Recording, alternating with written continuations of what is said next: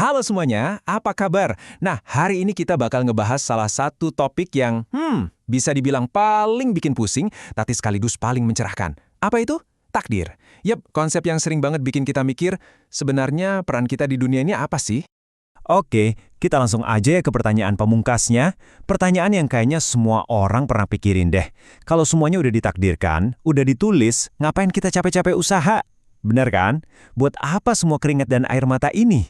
Nah, ini nih dilema utama yang mau kita coba urai bareng-bareng. Oke, hal pertama banget yang harus kita lurusin, takdir itu ternyata bukan cuma satu hal loh, bukan kayak tembok raksasa yang nggak bisa diapa-apain. Ternyata konsep takdir itu punya dua wilayah. Ada wilayah yang kita nggak bisa kontrol sama sekali, dan ada wilayah yang justru kita yang pegang kendali. Coba deh lihat di sini. Ini pembagiannya penting banget. Di sebelah kiri, itu hal-hal yang sama sekali di luar kuasa kita. Kita terlahir jadi laki-laki atau perempuan, fisik kita gimana, lahir di mana, itu semua ranah yang mengatur kita. Nah, tapi lihat yang di kanan. Ini bagian kita. Milih mau jadi orang baik atau jahat, gimana kita merespon masalah, ini ranah yang kita atur. Pilihan kita. Nah, ini kuncinya. Kunci dari semua ini. Tuhan itu nggak bakal nanya, kenapa sih kamu lahir di keluarga itu? Atau, kenapa matamu sipit? Nggak akan. Kenapa? Ya, karena itu bukan pilihan kita. Yang bakal dipertanggungjawabkan itu cuma apa yang ada di ranah pilihan kita. Apa yang kita perbuat dengan kartu yang udah kita dapat.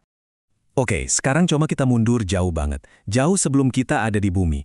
Karena ternyata kita ada di sini. Diuji kayak gini. Itu bukan kebetulan. Ini semua hasil dari sebuah pilihan besar, pilihan agung, yang dulu pernah kita buat sendiri. Jadi ceritanya begini, ada sebuah tanggung jawab super besar, namanya amanah, kepercayaan. Benda ini ditawarin ke makhluk-makhluk paling dahsyat. Langit, bumi, gunung-gunung. Dan tahu apa? Mereka semua nolak. Mundur semua. Gemeteran saking takutnya sama beban tanggung jawab itu. Terus, siapa yang nekat maju? Siapa yang bilang saya siap? Yap, kita, manusia. Dan momen dramatis itu digambarkan dengan sempurna di sini. Manusia memikul amanah itu dan disebut amat zalim dan amat bodoh.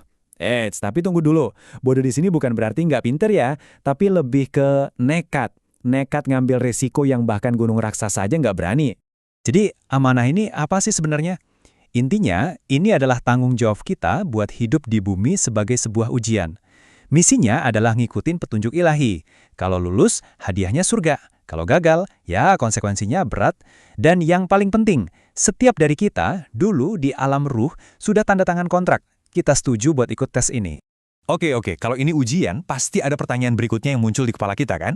Kalau ini ujian, kok soalnya beda-beda? Ada yang lahirnya enak, kaya raya, sehat, ada yang dari lahir udah susah. Kelihatannya nggak adil banget ya kan?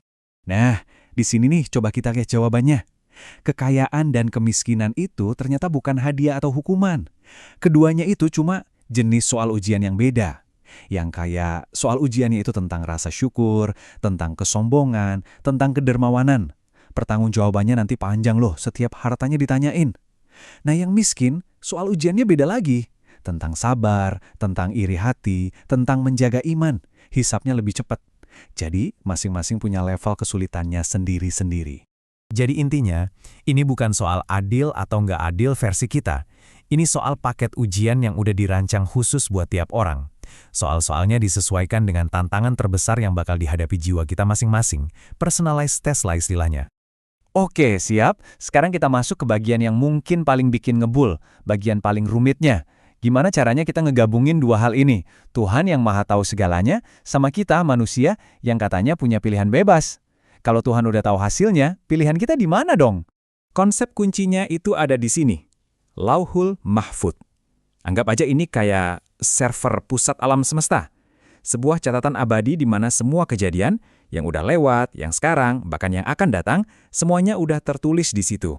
Nah, ini dia paradoksnya. Bikin pusing kan? Kalau semua yang bakal saya lakuin besok udah ada catatannya di sana, berarti saya beneran milih. Atau saya cuma kayak aktor yang ngikutin skenario aja, nggak bisa diubah sama sekali.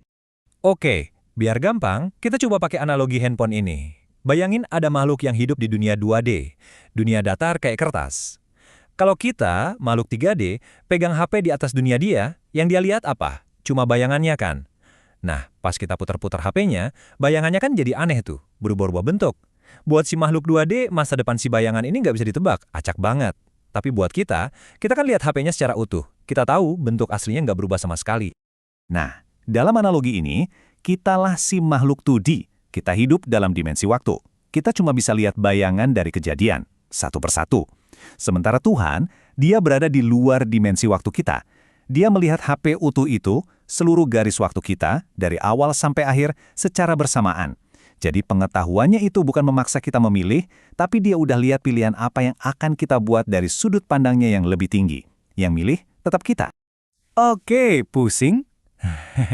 Wajar. Setelah semua penjelasan yang kosmik banget ini, pertanyaannya sekarang, terus buat apa kita tahu semua ini? Gimana cara kita pakainya di kehidupan kita sehari-hari?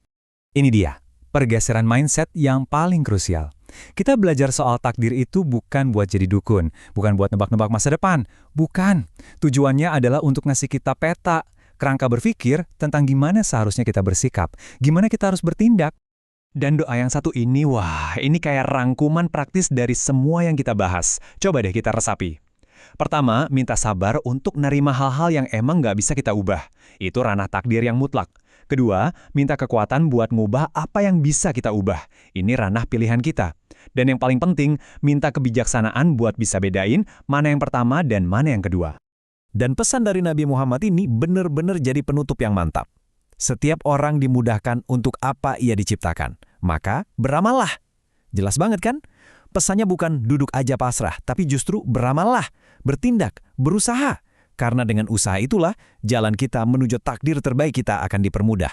Sebagai penutup, saya mau tinggalin satu pertanyaan buat kita renungan bareng-bareng.